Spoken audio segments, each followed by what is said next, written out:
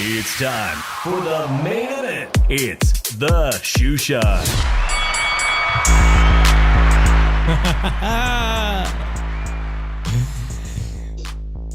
¿Qué pasa, Drew Evo? It's your boy Dave in the 702 coming at you for that Monday night recap known as the Shoe Shine, where we get together to talk about all the great things in the sport of boxing. And sometimes we do a little football show on here on this channel. It's called Tailgate Talk. It was our first season, and it was a wild ride, Drew. I enjoyed so much our banter last year on the Shoe Shine as the Philly Eagles met our fellow rival. We both have a nemesis in Patrick Mahomes and Kansas City Chiefs. So shout out to everybody that's been supporting the Shoe Shine Tailgate Talk. The Eagles came up a little bit short last year, and God help us 49ers. Let's do it. We got a rematch, just like in the sport of boxing. We got a rematch, Drew. And it's coming right here to my backyard, my new backyard in Las Vegas. I was going to say Santa Clara. That's where I came from. So, Dave, let's be honest. Be honest to the people. After the first half, you stopped watching it. But then I came back. Yes, I did have a lot of shit to do. I was pretty upset. That's not exactly what the faithful does. But I had a lot of shit to do. I was like, I might as well go take care of some of those things. As I was checking my phone, I'm like, I can't believe it. We're back in this game. Shout out to JC. He says he's second. Forget water, man. I am going to have a celebratory shot as all the festivities are going to descend on this fight capital known as Las Vegas. I'm going to have a shot of Patron in my handy dandy San Francisco 49ers shot glass. There we go. Yeah. I won't get too drunk. I'm not having more than one shot. I'm just going to have one. Which Dave bought after he found out the Niners won? No, I had this one since last week. I have more than a week. Oh man, I'm telling you, Drew. I don't know how I'm gonna fit in all these festivities in the next 2 weeks. So shout out to all my fellow Niner Nation, Niner Faithful, Niner Gang. This one is for you guys, and it's also to the man of the hour, 168-pound contender from Tijuana, Mexico. Jaime Munguia has arrived. He came to Phoenix, Drew. He drew over 10,000 screaming fans. And he made that statement that was so necessary in his career. He finally has made that statement. He has arrived. He had picked up a title at 154 against the guy named Ali, who only was a welterweight, basically. And now he is on the door, potentially, of his super Mexican showdown, Drew. But not so fast, because Canelo Alvarez and PBC have some other plans. So as excited as we were about Jaime Munguia making a statement, and let's confirm what that statement is, I beat up the dude you just fought, and I did it even better than you. And that always says a lot in the sport of boxing. I see that face, Drew, and I'm going to agree with you. I'm going to bring up some good points.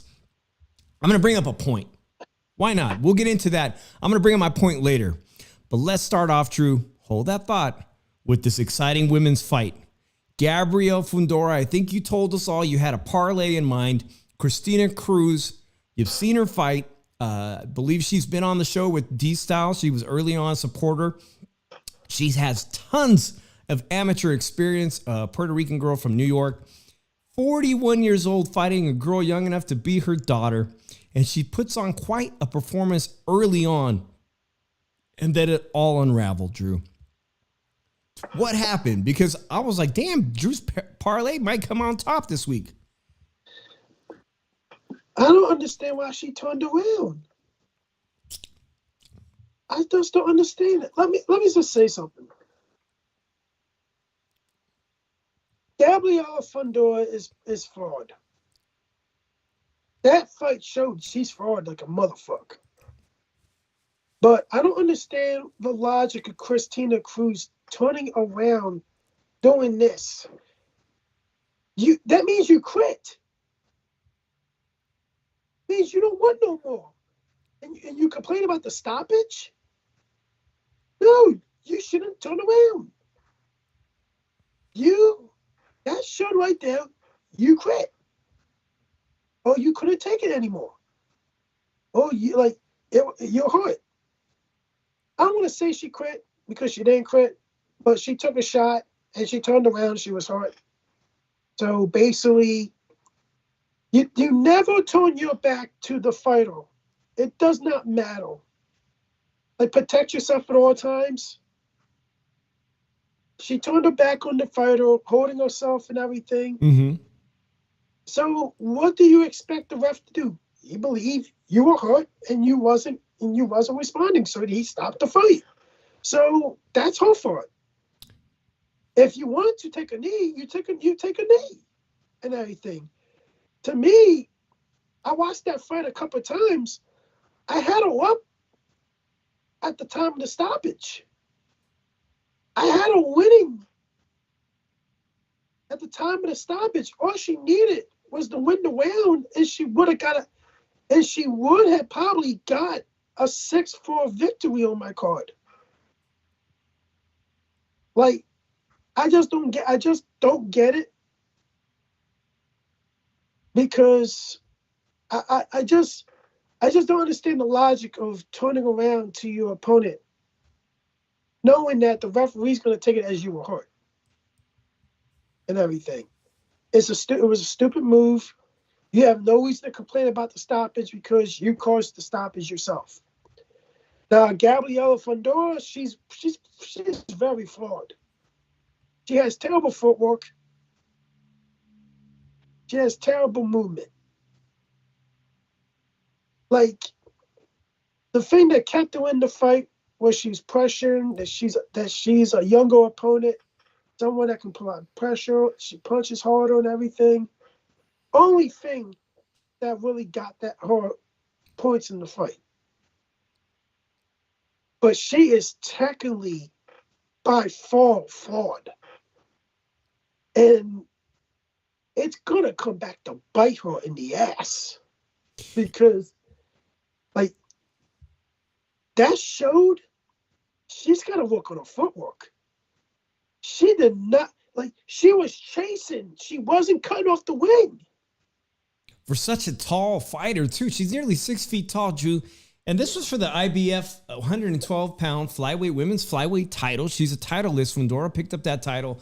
And I'm trying to wrap my mind around the fact that Sinisa Estrada has fought at 112 pounds. And she's, probably going to have the next fighter. I think she's currently the 108-pound champion.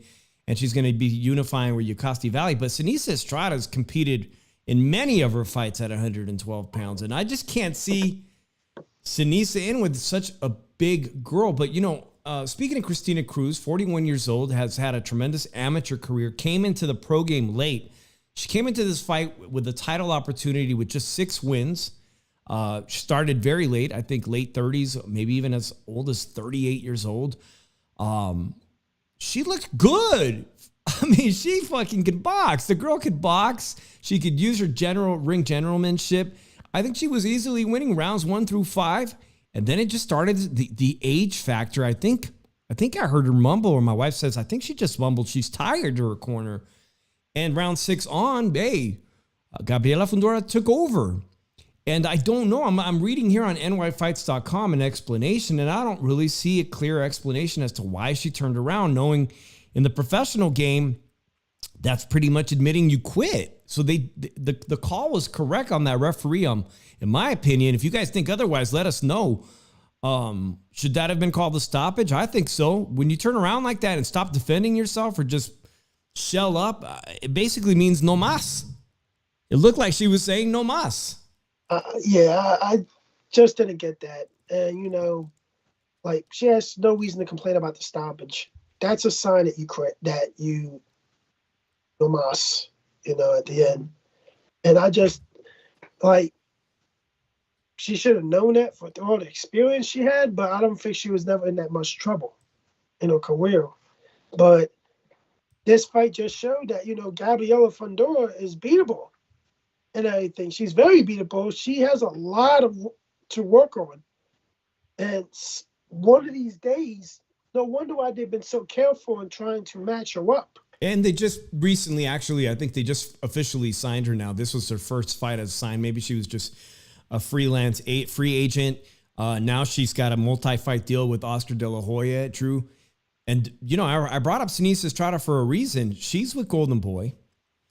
Not right? anymore. She's not, right? She's a top weight. Oh, my God, my bad. That's right, guys. I apologize. But that's a fight that I could see. I know that she had bad blood with Oscar and she had the split ways, but is Yokosti Valley represented by Golden Boy? I look at it like this. Sinise, the only problem Sinise has, she does not jab. She's somebody that power shots the whole time. And it really tires her out. Instead of jabbing, like setting up your shots and everything, she's very undisciplined offensively. And that's going to cost her. She's beating good people, Estrada, but like she's got to learn how to use the jab and use the jab to set up her power shots. Because if she's going to be someone that's going to keep you on these power shots and try to go for power shots all the time and not setting up with jabs, she's going to be vulnerable. Like, that's her issue. Fundora's issue is she's very technically flawed in a couple of areas, in main areas too. Well, for 21 years old to be a world champion, I think that's quite an accomplishment, Drew, but they may have to be careful. Like you said, she was losing those first 5 rounds. If it wasn't for the fact that she's the younger fighter and has the gas, the older fighter, Christina Cruz, had some gas tank issues that were starting to show up, creeped in at 41 years old. That's to be expected. She might have been in more serious trouble if it was a younger fighter. I have to agree with you there. So they'll have to be very careful about how they match her up. She is the world title holder right now. You don't want to rush her into anything. That showed a lot. I think she definitely learned a lot of things. This co-main event, Drew, was such a non-event to me that I don't even want to bother with it. If you guys don't mind the co-main, I want to get right to this main event, Drew, because there was a lot on the line.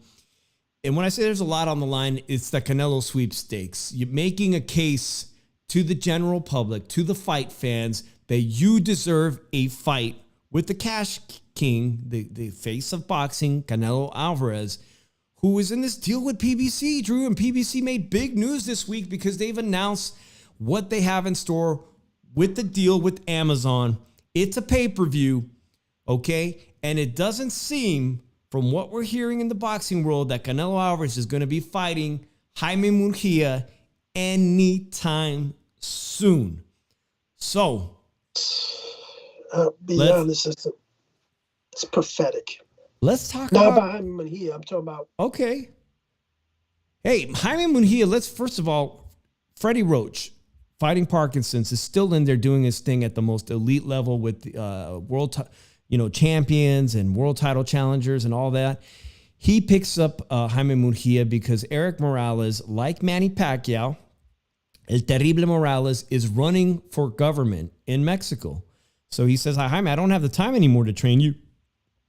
Jaime moves to Freddie Roach.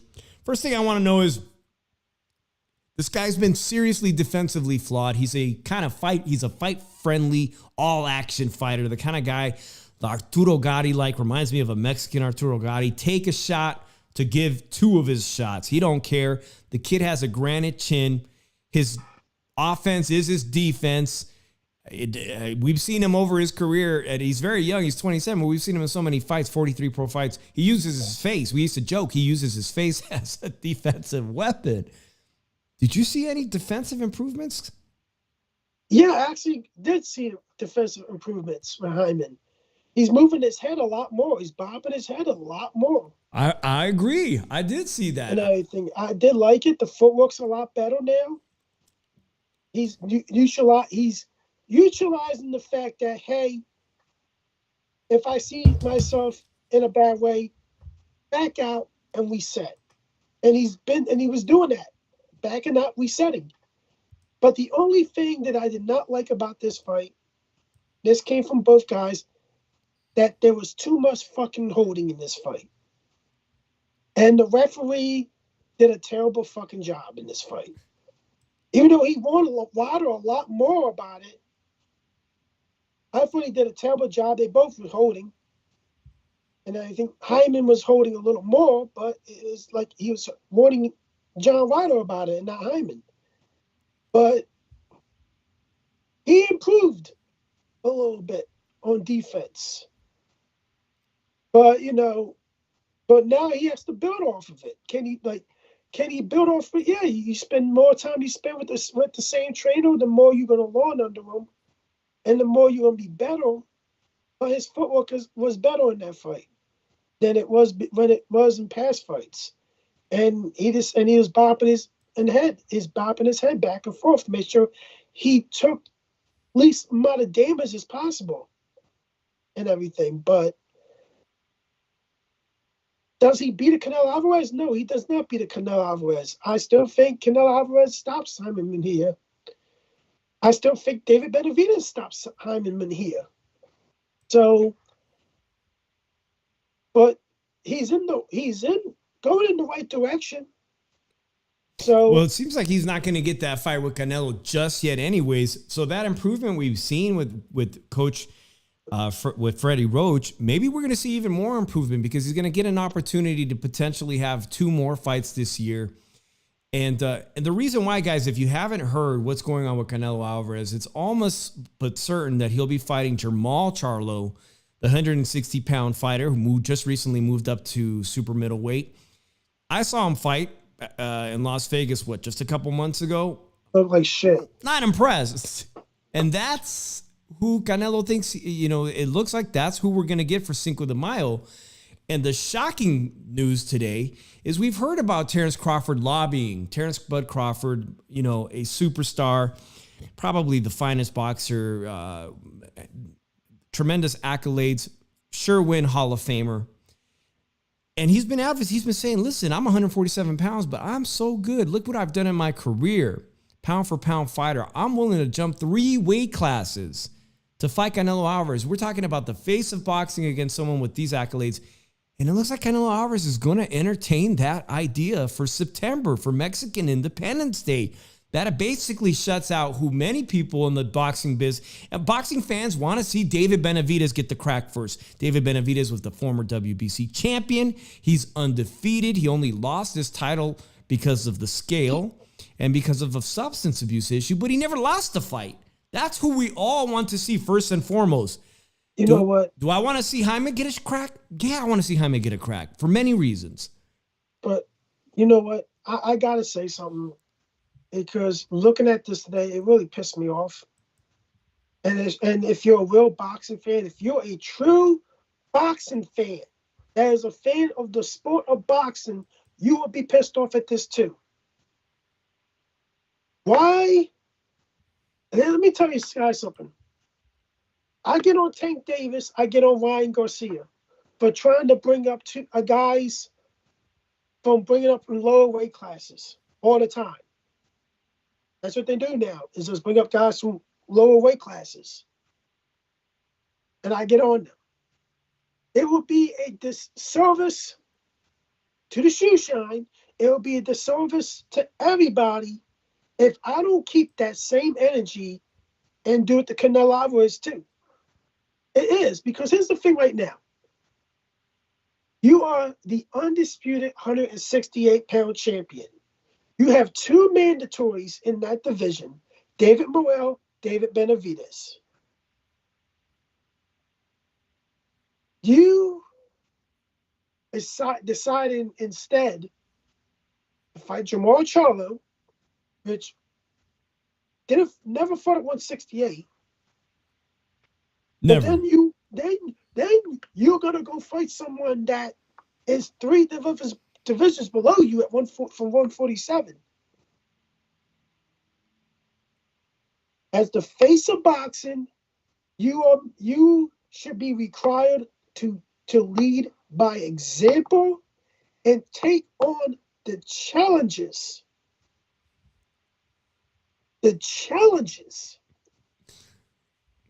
of legacy. Because I tell you this right now, it pisses me off that we have these so-called fans saying they're real boxing fans, and all they want is good fights. They want great fights and everything. But when we bring up someone like Canelo Alvarez, the fucking tone changes. If tone changes, oh, Canelo can pick whoever he wants. You're not a real boxing fan. You're not a real boxing fan. Just say you're a Canelo Alvarez fan, point blank. You're not a real boxing fan. I will call out people for this because it's my service to this channel, to everybody watching this, that you have to agree with this take. That if you do not think Canelo Alvarez should be fighting David Benavidez, or making an excuse why this fight should not happen, you're not a real boxing fan. You don't want the real fights. You don't want good fights to happen. All you want is the final reason why that your favorite fighter doesn't fight nobody. And I'm sick of it. And Nando can keep bringing on Loma points and everything. At the end of the day, I always say Loma fights the best because he hasn't ducked anybody. And and the thing about it is, we're gonna put it out to a point right now. That's Nando's only shot right there. Loma this, Loma that. Come up with new material, Nando, and holler at me later. In the DM, on the phone line, in the Twitter poll, in the X chat, whatever the fuck you call that bullshit, in the chat right there. I am sick and tired of people not having the same fucking energy when it comes to Canelo Alvarez, and then they have the right to call out fighters like Tank Davis, Ryan Garcia, for bringing up motherfuckers from weight. I'm so sick of it. I'm tired of it. And if we do not demand that Canelo fights the likes of David Benavidez or David Morrell, we are not real boxing fans. We do not believe in wanting to have good fights. And I'm sick of it. Don't tell me you guys want to have good fights. But when there's good fights that are in front of you and you should be demanding, and when it comes involved with Canelo, you guys change your stance, and I'm sick of it. I'm really fucking sick of it. That fight does 1 million pay-per-view buys. It does more buys than a Terence Crawford fight. I'm sorry, but it does, guys. Terence Crawford is pound for pound number one right now. But I tell you this right now, that Errol Spence Terence Crawford fight did not sell good. It probably did no more than probably 300,000. But I bet you David Benavidez and Canelo Alvarez does 1 million.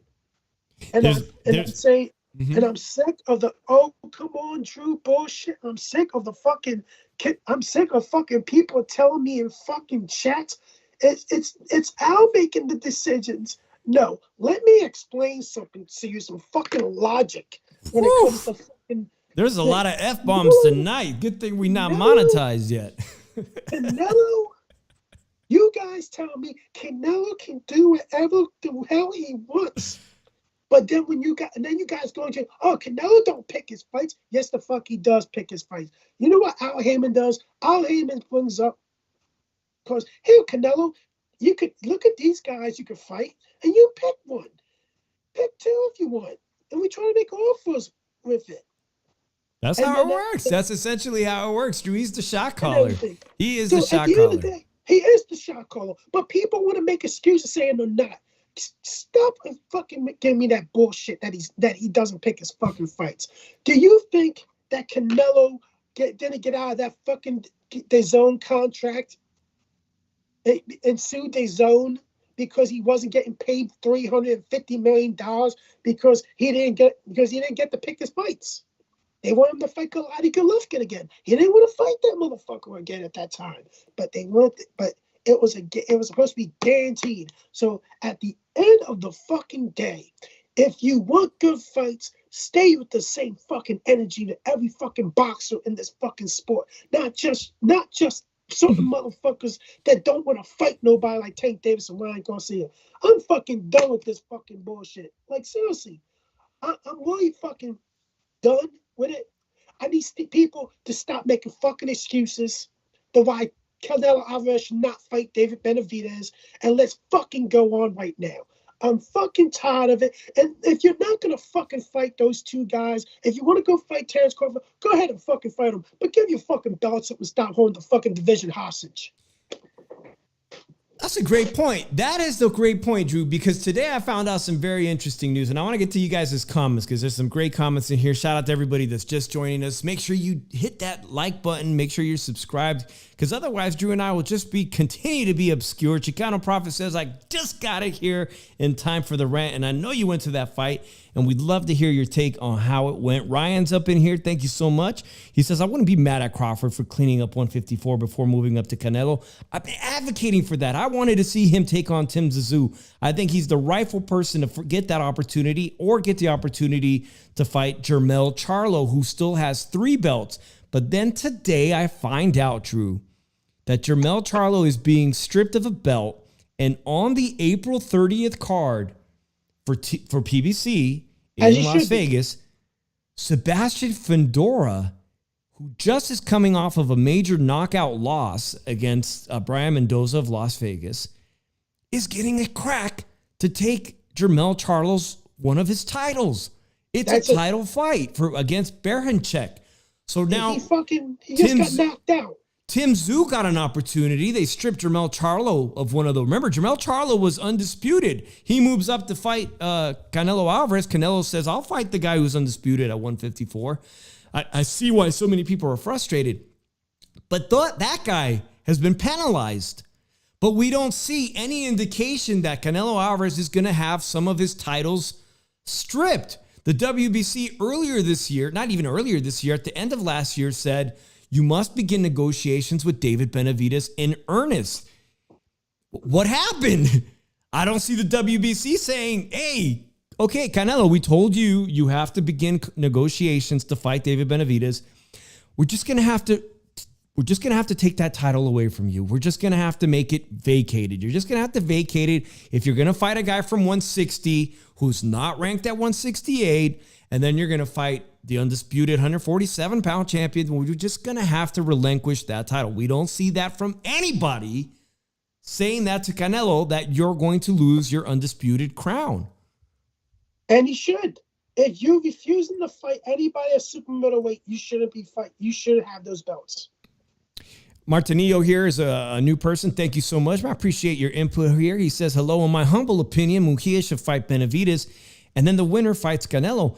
And Drew, I'm starting to feel like all these great contenders. Today I saw a wonderful graphic. I had all these pictures. Usually I load the best stuff that's on Twitter that you guys make, all the memes and whatnot.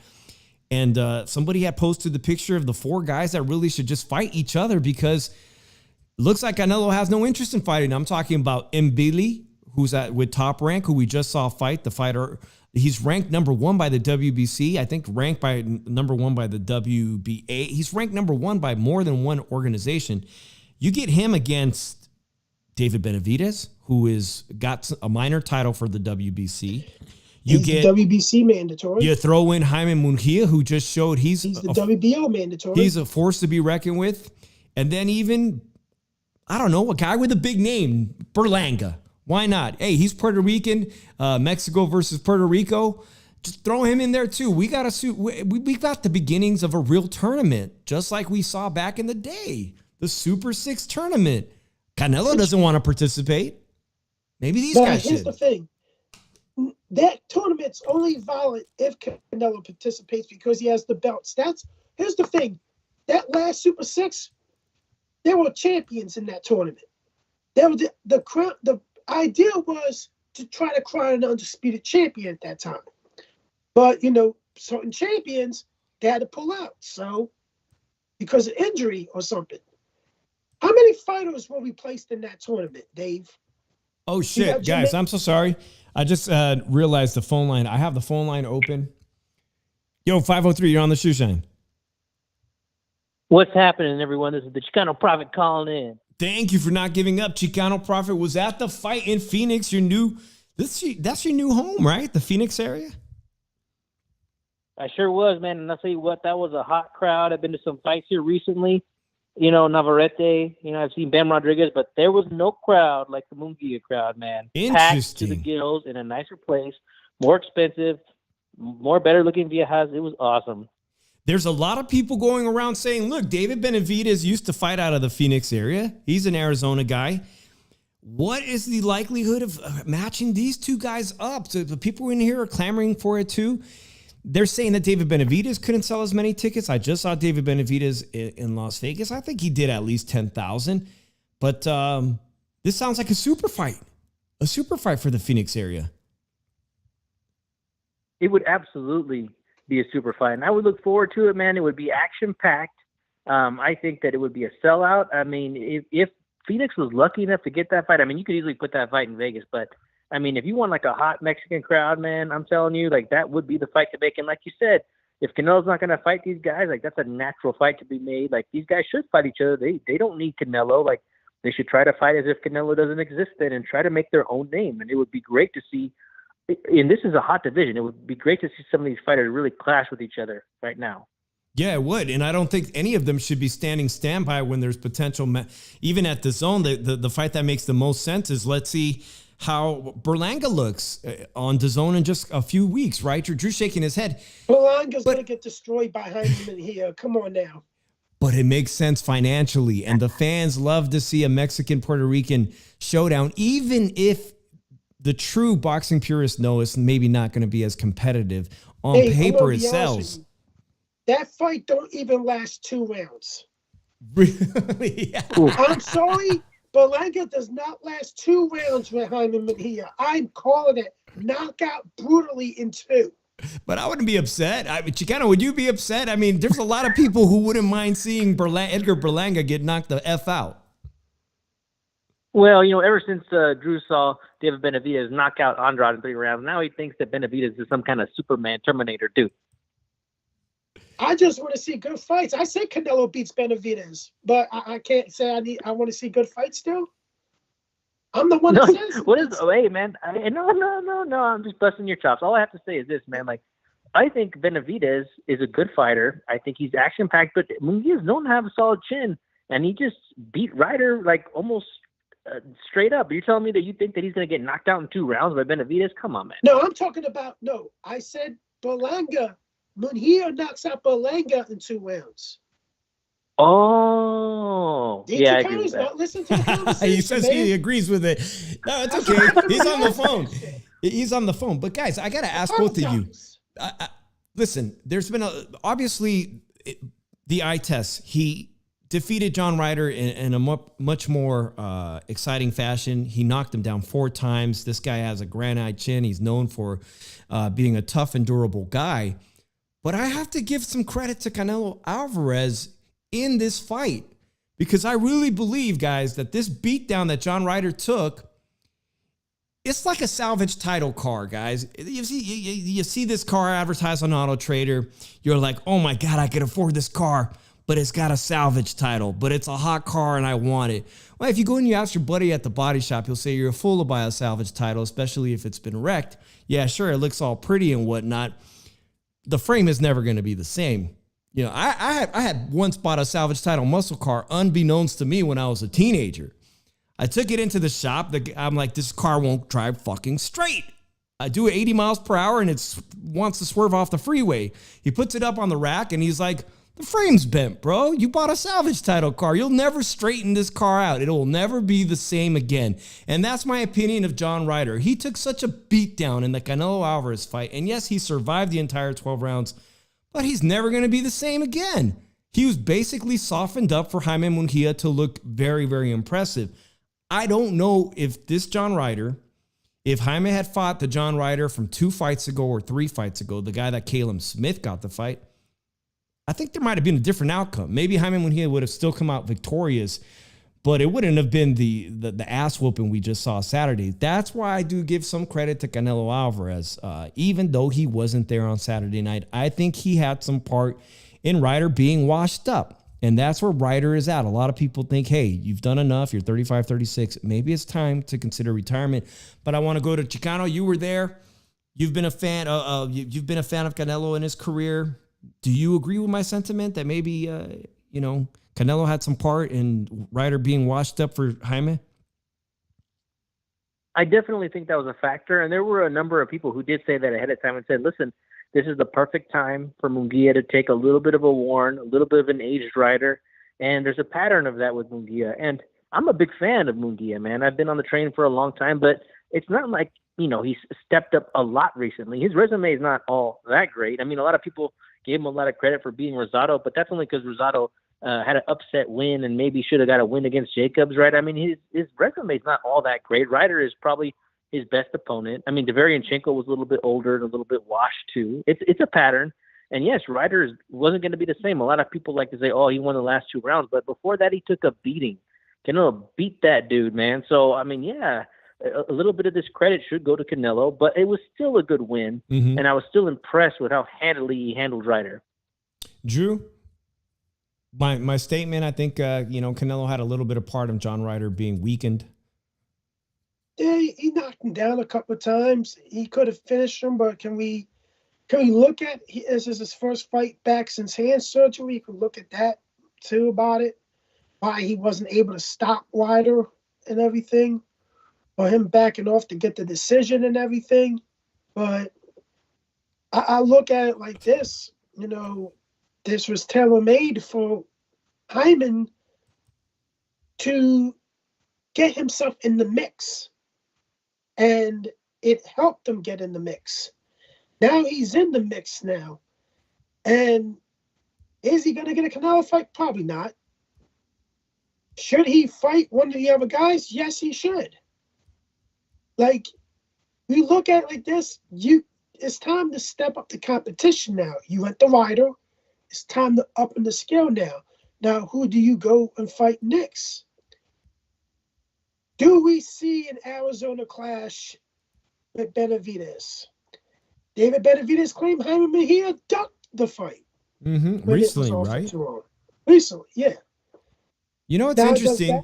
Sorry to interrupt you, but what's interesting is that Oscar De La Hoya this week in these pre-fight interviews was talking about, he's telling Marcos Villegas of Fight Hub saying, I was just on the phone with David. David Amir, we're good friends. I love that guy. He's been raving about David Benavidez. And this is the pattern of Oscar when he's working a fight behind the scenes. Now, I got a great comment here from Pablo who says, Canelo is stuck with PBC for 2 fights, right? Is there any way he can get out of that? I would rather see Canelo fight Munguia. But why does he need to get out of that 2-fight deal when there's the best opponent in-house at PBC in David Benavidez? You would think one of those 2 fights, not only that guy, but the WBA regular champion, David Morrell. You've got the 2 of the most dangerous of the entire bunch. And I'm sorry, I forgot to include David Morrell in my fantasy Super 6 tournament of today. But David Morrell obviously is someone that you would throw in there. Those 2 fights are the most dangerous fights Canelo can take, and they're in-house at PBC. Munguia is a fan favorite fight that I want to see. Just like you always wanted to see Morales versus Barreras, those type of fights. Ismael Vasquez, those kind of fights, Mexico versus Mexico. But it's not necessarily the most competitive. Maybe Drew is right. Canelo's still at 35, beats Jaime. Maybe Jaime's not ready for the moment. And why I've been saying, all right, Jaime doesn't get his shot this year, so be it. It gives him more time. He's 27. He's just hitting his peak that we could see. But everybody should be upset. Everyone has the right to be upset. You got the right to be upset as a boxing fan if you're pissed off about who Canelo is picking.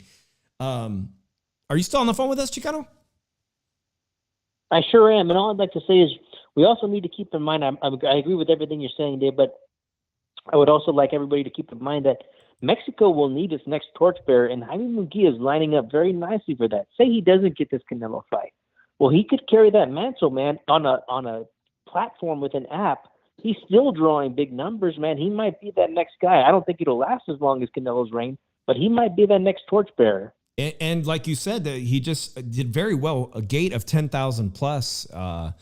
That's really good. Any fighter doing 10,000, 13,000, or 17,000, that's a force to be reckoned with. There's some more interesting comments up in here. Drew? I look at it, and I have to look at it like this. If we are true fans of boxing, we gotta demand the best fights. We cannot demand fights that we have guys coming up from 3 divisions up to face somebody for an undisputed crown. That's holding a division hostage. You're not gonna fight none of these guys. Give the belts up. Just vacate your belts if you're about the big money fights.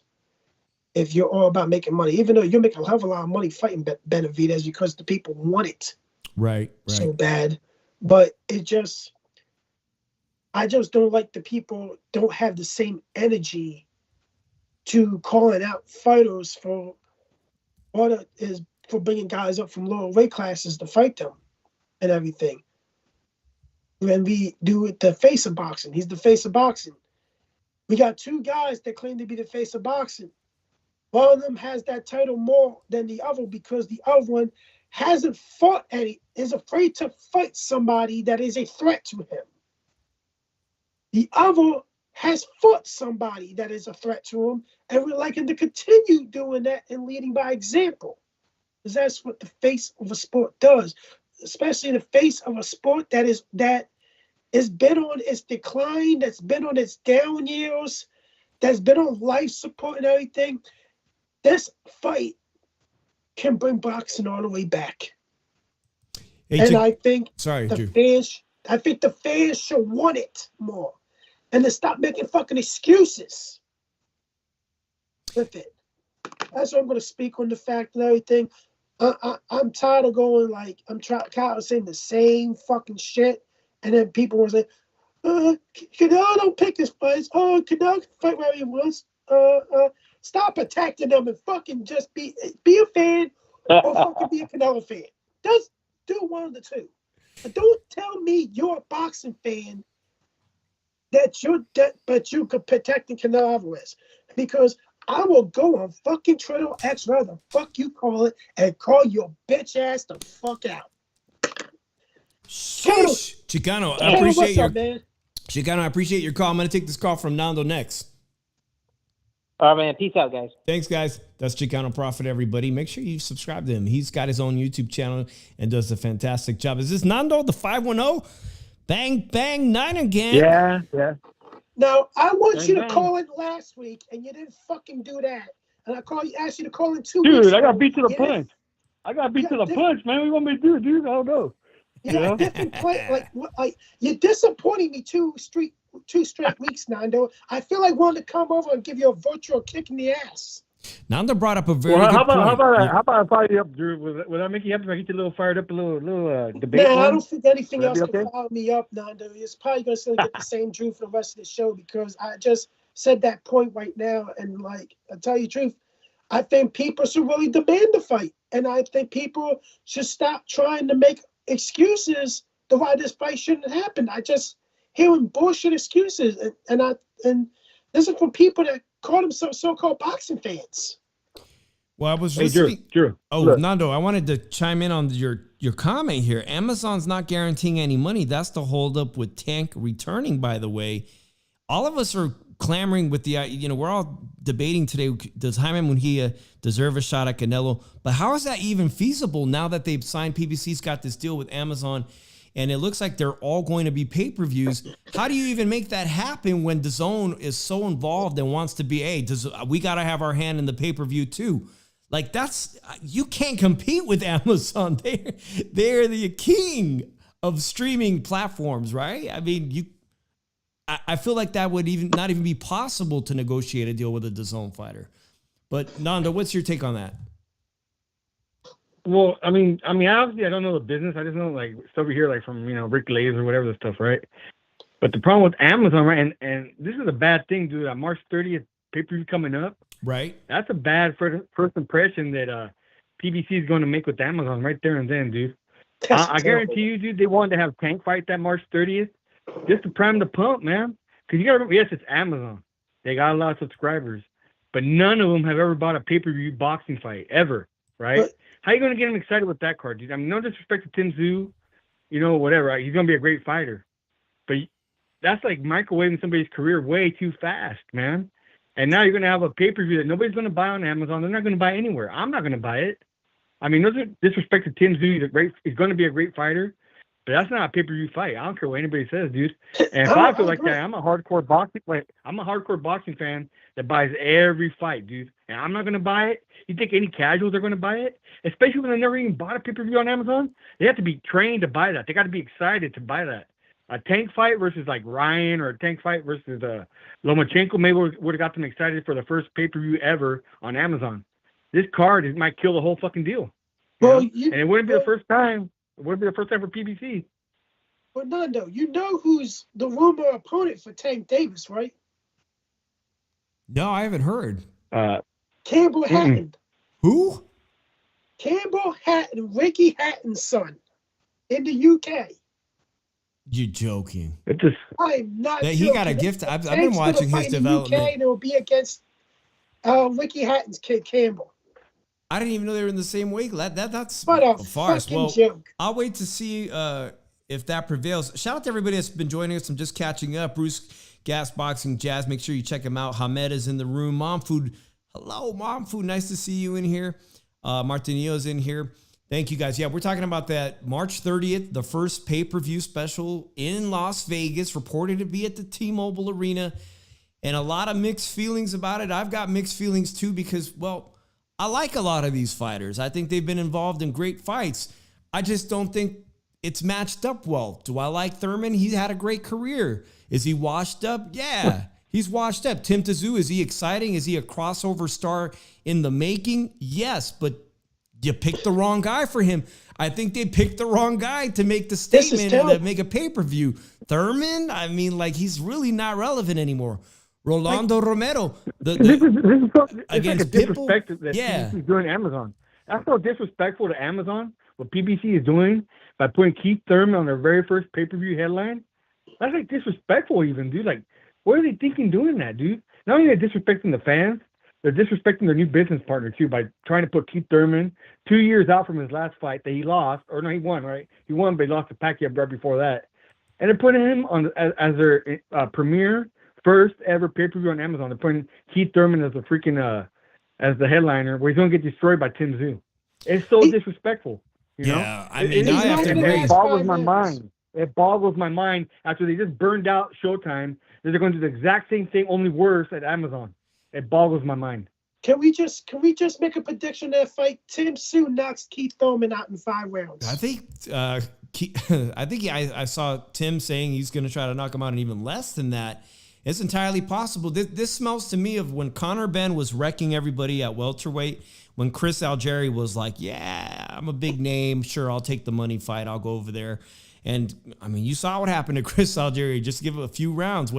That's the kind of beatdown it's going to be. It's not competitive. Most of us are going to know that it's not going to be competitive. If Thurman does go the distance, well, I guess it's a moral victory for Keith Thurman. But the rest of the card, while it has good fighters on there, I just don't feel they're good matchups. And here's one thing, Dave. Here's one last thing about Thurman. He knows this is a cash out. If he was still serious about his career, he'd be looking for another tune-up before he jumped into a Tim Tszyu fight. He's not serious about his career. He knows he's going to get money off this fight. I thought he's going directly to cash out.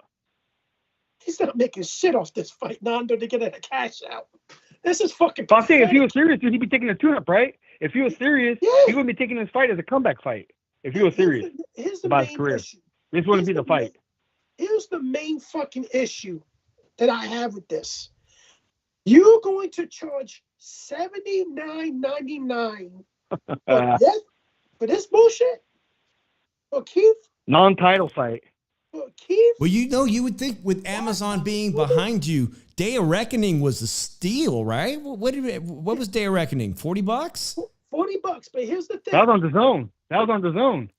Here's the thing. We're paying $80 fucking for Keith Last Time Thurman versus Tim Sue in a non-title catch rate fight because the WBO would not sanction this bullshit. And I agree with them 100% because the motherfucker's moving up from fucking weight. And he hasn't fought it over 2 fucking years. And then we got, as a co-main, Wally fucking defending his WBA title against someone he's bringing up from 135. Again, it's another, exactly, Drew. Yes, Isaac Cruz is the only guy who in recent memory went the distance with Gervonta Tank Davis. But he's not even really a lightweight. His frame is built to be a 130-pound fighter or a blown-up featherweight. Here's the thing, Dave. And here's the thing, Nando. The WBA should keep with their word. I don't care if that dude lost and he was the mandatory for Wally. You get Barbosa, whatever his name is fucking rematch because you got a fucking sick in the head fucking Tony Weeks that wanted to stop somebody because he had a bad fucking nightmare the night before that fight and everything. Let him have his fucking rematch. That was WWE right there. He fucking deserves it. No, instead, we're getting Isaac fucking Cruz? Isaac fucking Cruz that fucking ducks his own shadow? Like, I'm fucking sick of this bullshit. And here's the thing. We've seen tweets, Rick Glazer talking about a lot of the shit he says is bullshit. This motherfucker stole fucking drink vouchers at a Golden Boy event for his wife for crying out fucking loud. But let's keep this boxing for this point. I was at the bars. Me and Sontero were at the bar. I saw him. Rick stealing fucking drink vouchers for his wife. But let's look at it like this. Amazon, if you are smart as shit and you are a multi-billion-dollar company, you don't put this bullshit, or this is the only time you let this bullshit go. Because Al Heyman is trying to break another fucking network. Like he did the fucking Showtime, like he did the fucking Fox, like he did the fucking HBO. I could keep it going. CBS, House TV, everywhere. God damn it. It's like this. He even probably fucking broke Nickelodeon. I don't fucking know. But at the end of the fucking day, I'm sick and tired of bullshit like this. There's too much bullshit. That's bad for boxing. Mad at the card. It's too much and that's bad for boxing because now no promoter can go to those networks anymore. No promoter can say, hey, I got boxing to sell you. That's the main thing, Nando. Who the fuck will want to take another chance on a fucking promoter after what Al Heyman's done to them? Exactly. It's like serious. And like, look at another thing. Guys. Fox used to be heavily invested in boxing. They used to draw a lot of views in boxing. When Al Heyman stopped putting the fucking somewhat good fights on Fox and everything, it killed that fucking network momentum. And Fox was the smart motherfuckers that said, Al, we don't want you boxing on our network anymore. You're not giving us good free fights like you should be giving us. And now they had $100 million budget at Fox, dude. They had $100 million budget at Fox. And here's the thing. They brought a lot of prospects up on that Fox platform. How much did you think they spent on that of $100 million? Not a lot. He pocketed it all. They should have, he's a greedy fucking old man. To be honest, that whole deal with Fox, that's where they should have made. I mean, yes, Gervonta Tank Davis is a star now, but that's where you had the opportunity to say, we're going to show you Gervonta Tank Davis, the future of boxing for free, and everybody after college football can tune in and watch what this guy's about. But they didn't do that. Instead, they floated Joey Spencer type, prospects. You know, that's what they used the platform for. Yeah, we got Jesus Ramos Jr. out of it and whatnot, but they were just basically using that as a platform to build prospects. Maybe David Morrell appeared on that. This comment is hilarious. I got Run PMC, shout out to you. He said, Keith, one time Thurman was never the same after playing the flute. I look at it like this. I don't think Fundora deserves a WBC title shot. He just got knocked out. That's strange. Like, Yeah, that's strange. I mean, arguably, hey, Jesus Ramos Jr. deserves a shot. He lost by a decision. I mean, there's a big difference between losing a tight decision and losing by KO. But he got robbed. But yet he's exactly. Lubin, I mean, on top of that, he got Lubin robbed. only won 3 fucking rounds at most in that fucking fight.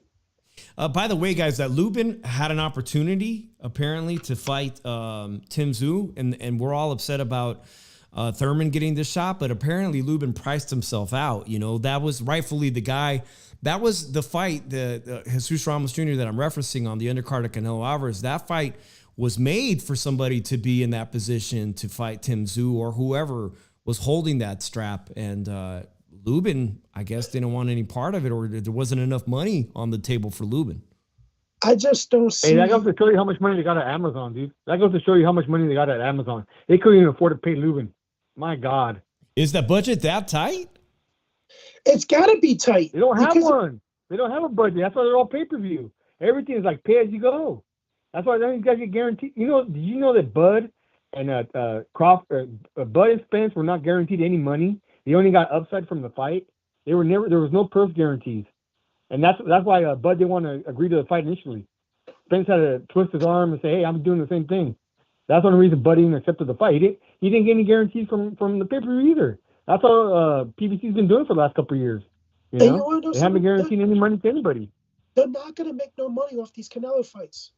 Because I'm telling you, that Jamal Charlo Canelo fight, that probably does maybe $250,000 at most. That's the real reason they want Jamal to fight him, because they know they don't have to pay Jamal anything. If they bring Munguia, they got to pay him. If they bring Benavidez, they got to pay him. That's why they're putting out Benavidez versus Canelo to the last fight. They're trying to make as much money as they can off Canelo before they fucking get his last fight in September on the contract. You know, like that's the reason, dude. That's why we're getting this crappy ass pay-per-view. That's all they can afford to guarantee money for. Some prospect. Tim Tszyu, I guess he has a belt, but he's really a prospect. You know, he has never fought anybody. You know, any championship level fight, he's going to get there, but he's not there yet. And somehow now he's the main event on a pay-per-view. He's not getting paid very much for it. That's why. You know, they can't guarantee Tank enough money. They wanted Tank for that first pay-per-view. I guarantee you that. But they didn't have enough money to give him for it. And that's why he turned it down. They wanted Tank for that March 30th pay-per-view. It made the most sense. And now they're stuck, stuck putting a pay-per-view that nobody wants to watch. It's going to leave a bad taste in Amazon's mouth. And these streamers, dude, they cancel shows like nothing. That Lakers show, I love watching that Lakers show on HBO. They canceled it like nothing because they didn't get enough numbers. Netflix is the same way. They'll cancel a show like nothing if it doesn't get the right numbers. That's what's going to happen at PBC. They might not even make it to next year with this kind of crap. They will probably make it half the fucking year, Nando. Well, they're gonna have to answer to the critics because a lot of eyes are going to be on this event March 30th. I was talking to D-Style on the phone. We were speculating whether or not they would even change potentially the venue at the last minute because T-Mobile Arena holds close to 19,000 people. And you don't want to have empty seats. You know what I'm saying? Like, it is spring. You got a lot of people in town. I don't know if the college basketball is wrapping up. It's just a lot of seats to fill for not really a prime event. So I think possibly this card could have better been suited at Mandalay Bay or the MGM Grand. And I would probably hold that, see if those dates are available as a plan B if ticket sales don't go as expected. This card, hey, you couldn't pay me to go to that fight. You couldn't pay me to go watch that fight. I'm sorry. This card, yeah, dude. Yeah, it's horrible. That's a walkout bout. Tim Tszyu versus Thurman is a walkout bout. That's like the fight you leave as you're leaving. Like, all right, we already saw the main event. We're out of here. That's what that is to me. It's a murder. I'm telling you guys this right now. This pay-per-view does less than 50,000. Yeah, Run PFC says should be at the bought Cosmo. a pay-per-view. Mm-hmm. By the way, bought a pay-per-view on Amazon, dude. Yeah. Nobody's gonna Sorry. fucking buy that shit. That's gonna do less than 50,000. It might only do 19,000 pay-per-view buys. My God, you guys, this has been the most I don't- pessimistic show ever. Dave, I don't give a fuck. Have you ever bought a I'm pay-per-view on saying Amazon, that Dave? this Have you ever bought a fucking- pay-per-view on there? Of anything? Bro, I have Amazon Have you ever? Prime. I never have. I use Amazon Prime all the time, and my remotes, my Sony TVs have Amazon Prime right on there, and I don't watch anything on Amazon Prime. I don't even check to see. I heard they got good stuff, but I don't even click that thing. It's Netflix and YouTube and my Fire Stick. Shout out to my homeboy Me Truck Mike in here who provided that Fire Stick, by the way. Speaking of the Cosmopolitan, guys, you guys talked about Cosmo. I love going to the Cosmo. It seats like 4,000 people. Conor Benn, yes, the guy who was busted with enclomiphene, the guy who just fought in Orlando under the radar or wherever in Miami, the Sunrise State. He's coming to the Cosmo this Saturday, and I remember checking about 4 weeks ago, and they wanted $300 to be in the building. We just checked. My wife got an email. She's like, "Oh, are you in?" Yeah, it's like they've got the AI. Are you still interested in this fight? Turns out the balcony seats are not available, and seats are now $100 plus fees for lower level, $200 for ringside. Essentially, floor level seats. But the fight starts at 11 a.m. 11 a.m. This Saturday. Because they want everybody to see Conor Benn in the UK live. It's like they're trying to rebuild this career. Hey, don't forget about Conor. Don't forget about him. Who gives a fuck about Conor Benn? Well, the interesting, Drew, is there was a time when UK fans were coming to Las Vegas by the plane loads for a guy named Ricky Hatton. And Ricky Hatton could come to Las Vegas and half of the UK would be right here in Las Vegas to support Ricky Hatton. Conor Benn's completely stalled. There's nobody coming from the UK to support Conor Benn, let alone local boxing fans. If you want to give me a complimentary seat or two, let me know. Maybe I will wake up to go over to the Cosmopolitan to watch Conor Benn this Saturday. As it is, I'm having a hard time. I'm debating whether or not I should even go there at lunch just to see if I see anybody and interview anybody on the outside. But, I mean, I can't see paying $100 plus fees just to be in the building to see Conor Benn at noon. I'm going to say this right now. I wouldn't even go watch that fight if you put a gun to my fucking head. Let's talk about his I would opponent. say, please, pull the fucking trigger, please. Put me out of my fucking misery already. I get on my fucking knees right now and beg to God, please blow my fucking head off. You see, I just knocked my table down, but I don't give a fuck. Don't do that, dude. Don't do that. There's a guy. Here's a guy from the Bronx. His name is Peter Dobson. He's 16-0.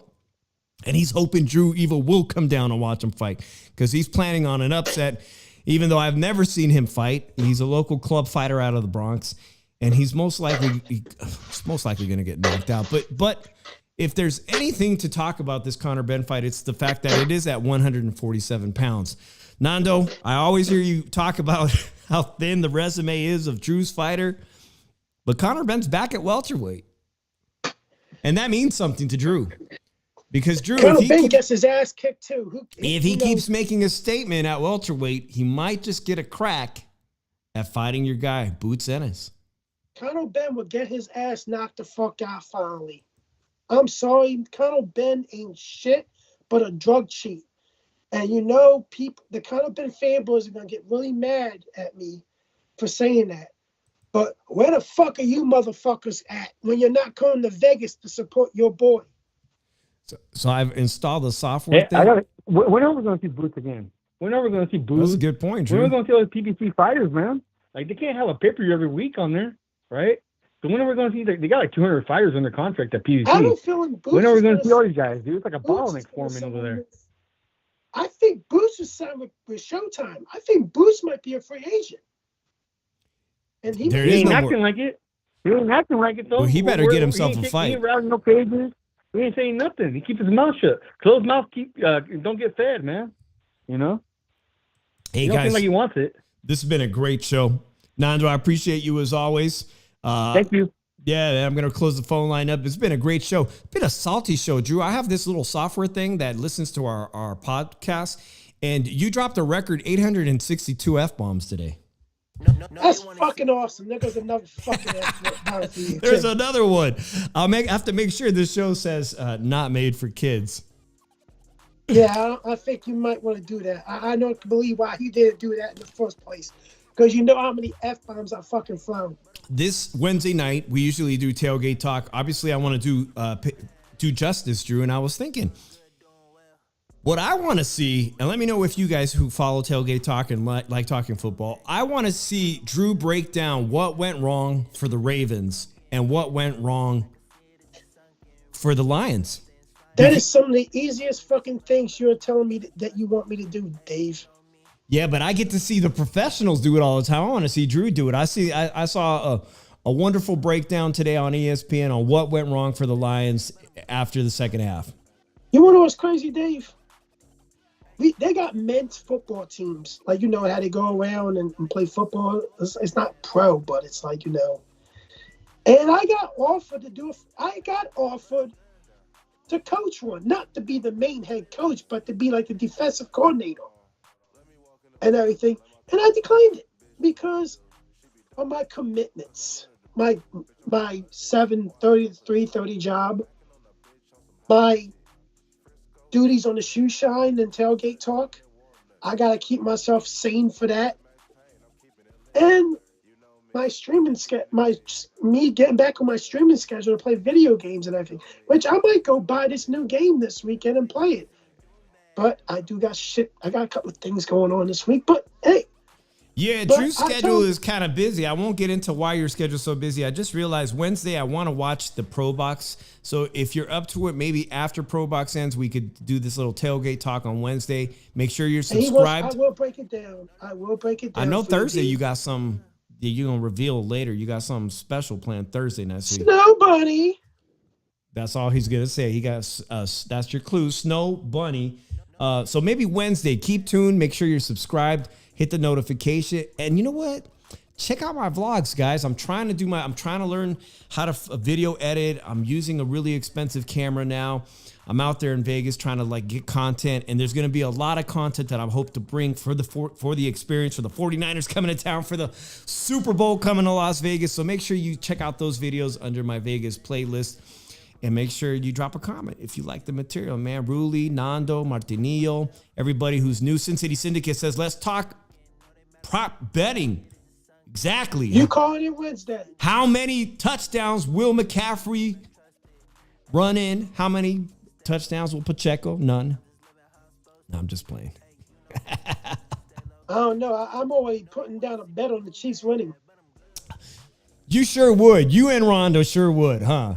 No, I thought the Chiefs, I'll be honest with you, I think the Chiefs really got a good fucking shot. Well, today, the sports books in Vegas made some news. They think the 49ers are going to win by 1 point so far. And that's probably going to change by 1 point. That just goes to tell you how close they think the game will be. Sin City said he's calling in Wednesday. Sin City, if you do not call in Wednesday, you have to cash at me $50. There it is. You heard it. $50 cash app to Drew Evo at Money Drew Evo 85. If you do not call into the show, you got to keep your promise now. It's been a great show, guys. I appreciate you. I'm Dave in the 72. Dave in the 702, Philly Irish True Ego. We'll see you guys this week on Tailgate Talk and back next Monday for another edition of the Shoe Shine. Peace out, everybody.